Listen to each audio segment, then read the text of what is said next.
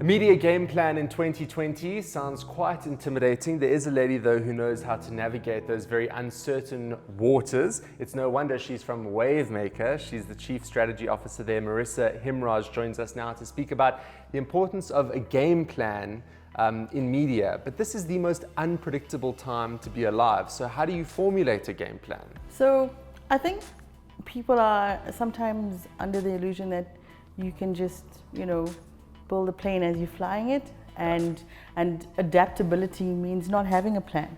But that's a complete fallacy. You have to have an understanding of where you want to get to and how you're going to get there.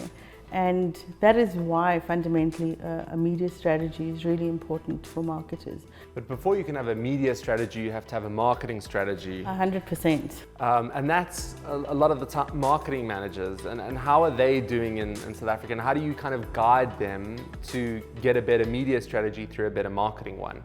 The most difficult thing is getting the understanding that you must have this marketing strategy and it has to come from the client side. And how we help guide that is if there isn't one in place, or if there isn't one that is robust enough, is to act as a sort of consultants and use what we know from all our years of experience.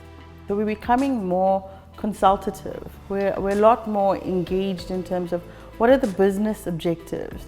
What are you looking to achieve from a growth target? So we're asking more nuanced questions, and it's so that we can help them sort of have a more robust marketing approach and then build on the media strategy from that. Closing thoughts, and don't bill us by the hour for this, but an effective media strategy, what are the kind of key ingredients? Really what you want to achieve for your business. You should have a clear goal, or at least 3 key things you want to achieve in the year.